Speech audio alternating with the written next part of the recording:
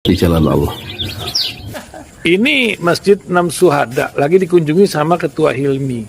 Modal awalnya berapa Pak Yudi Pramuko? 750.000 rupiah aja. Jadi ini 500 jutaan nih barang. Sekarang udah habis 310. Masya Allah, tuh udah pakai keramik, laponnya tinggal. Granit tuh kayak marmer. Tuh, Masya Allah nih, sampai juga kita ke sini.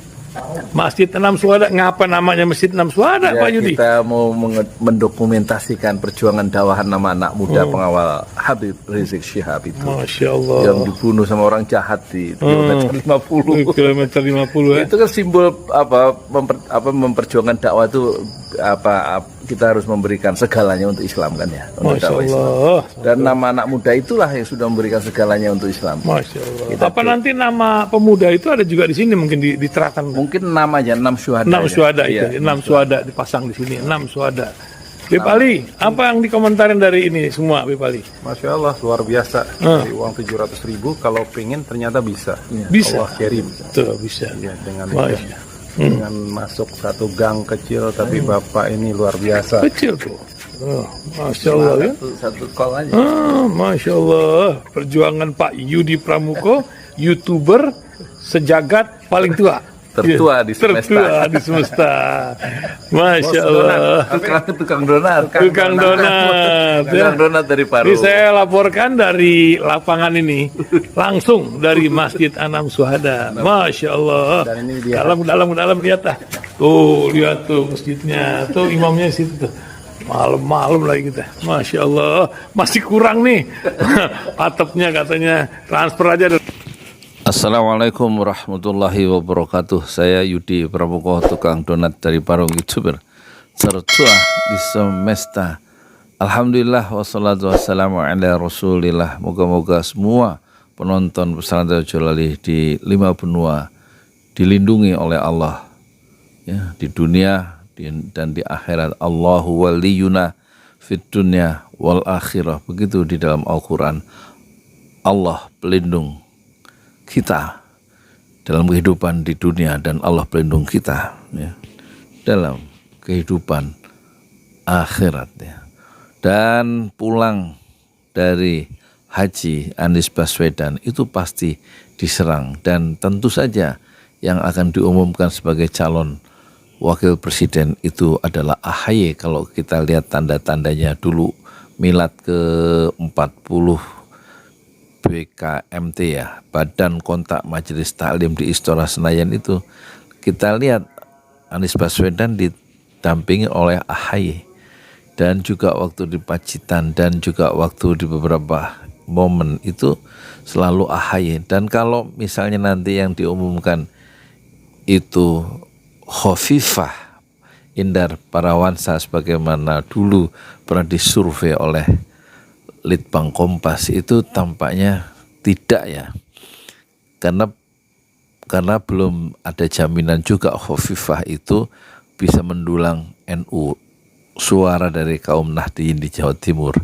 Jangan lupa NU itu terpecah-pecah juga, ada P3 itu yang tokohnya salah satunya adalah Romi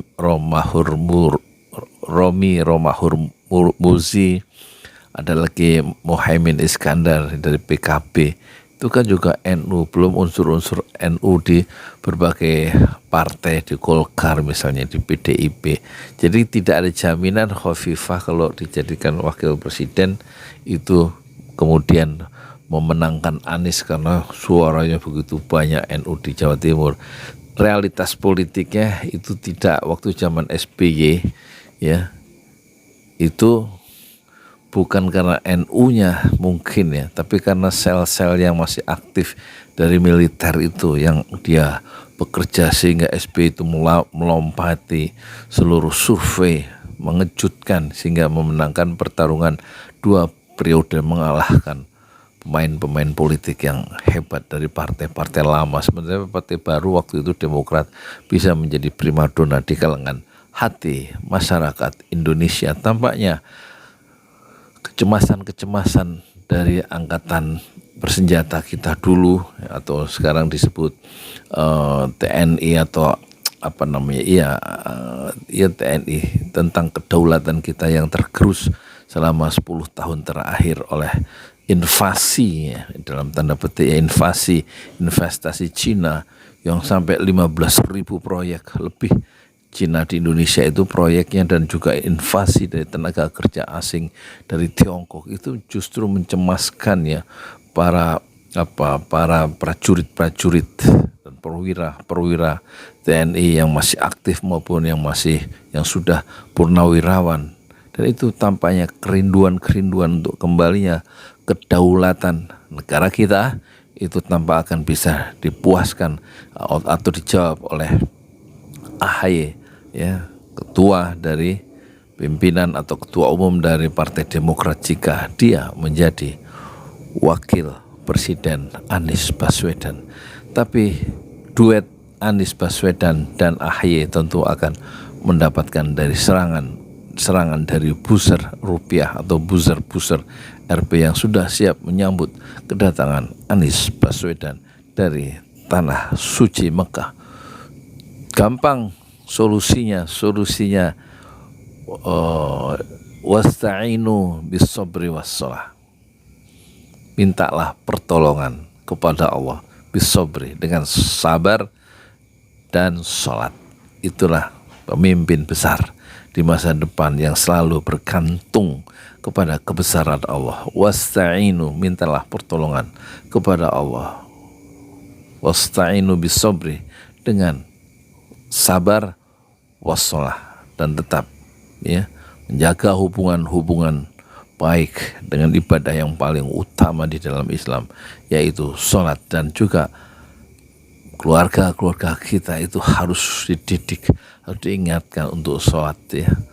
Wa'mur, perintahkan ahlaka, keluarga kamu.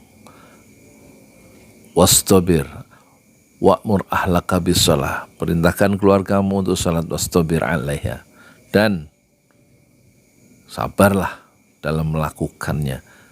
Wastabir menurut para ulama adalah lebih tinggi tingkatannya dari sabar. Wastabir 'alaiha. Saya Yudi Pramuko, tukang donat dari para YouTuber tertua di semesta.